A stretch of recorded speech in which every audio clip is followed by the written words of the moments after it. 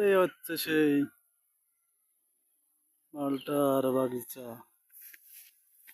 শত শত মালটা দাঁড়িয়ে আছে।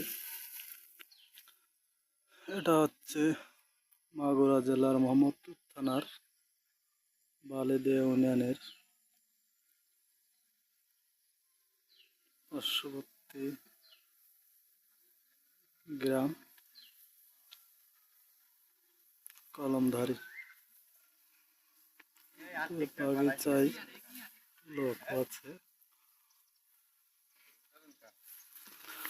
খালি ফল, মানুষ নাই, খালি ফল। কি কায়দায় বিরাম কায়দায় ধরে রয়েছে ফলগুলো।